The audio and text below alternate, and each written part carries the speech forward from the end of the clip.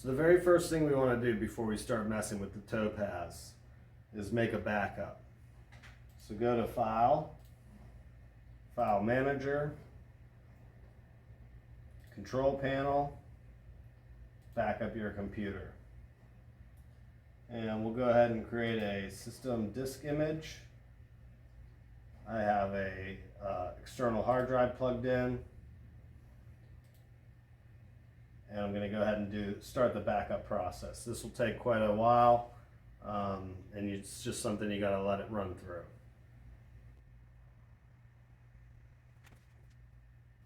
It's now asking you if you want to create a system repair disk. This is a great idea. If you brick your unit, you could boot off of that disk. The issue here is that it wants to use a CD drive, which you probably don't have. There are ways to do this with a USB drive, although you can't do it within this software environment through Windows. We'll go ahead and say no for now. And close. So yeah, you've just created a system image, a disk image of your Topaz unit that you could use later on to restore if things go wrong. Now that we've backed up our system, we'll go ahead and get access to hidden files. So go ahead and open up your file manager, go to Organize, Folders and Search Options, and under View, you want to select this Show Hidden Files and Folders. Apply. Hit OK. Now you see we have a lot more options here. These are all the files that you'd normally have on a Windows system. You want those displayed so you can access program files and program files 86. We'll go ahead and add our floatings taskbar. This will make it easier for you and give you more of a Windows-like environment. So go ahead and go to Program Files 86, and we want to go to Internet Explorer, and right-click on Internet Explorer, create a shortcut, and send to the desktop. Go over to your desktop and go ahead and open up Internet Explorer.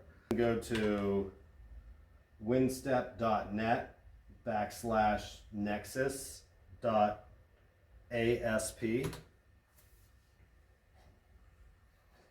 and you're going to want to download Nexus.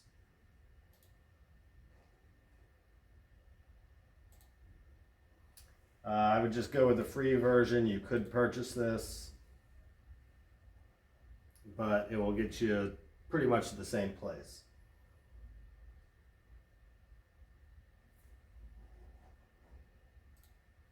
Go ahead and open it, run setup.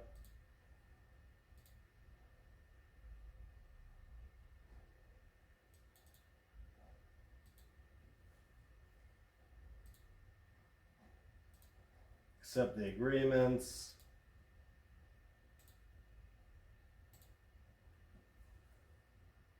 And install it.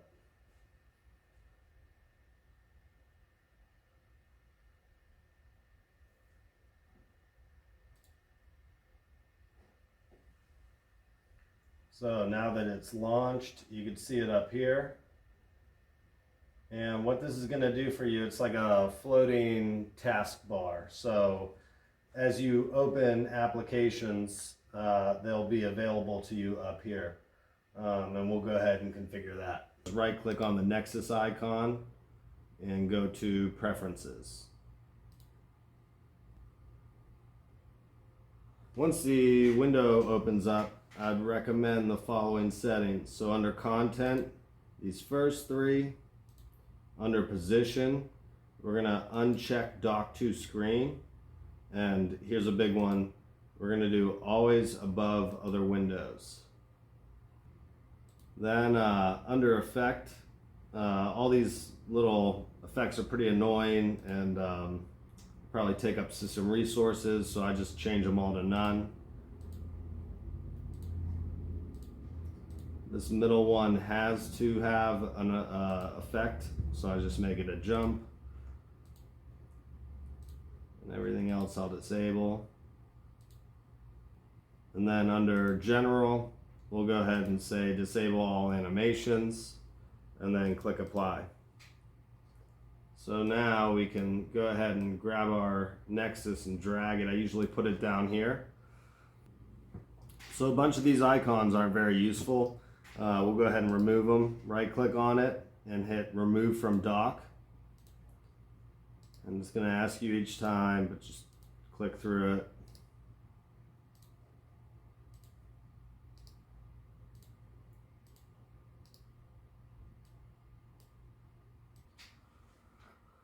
So whenever you boot up your unit, Nexus won't automatically boot. It's not part of the startup programs. So you can easily find that by getting a file manager up, going to desktop, and there should be a shortcut that it put in there when it automatically installed. So just launch it from there. You can do a lot of other things here. Maybe I'll write a description below about other recommendations on shortcuts and different things you could paste. You could have permanently fixed to this little docking station here. But yeah, very handy. Join me for the next video where we get Office going so that we can put our database on here that will dock nicely right into our dock. Thanks. Bye.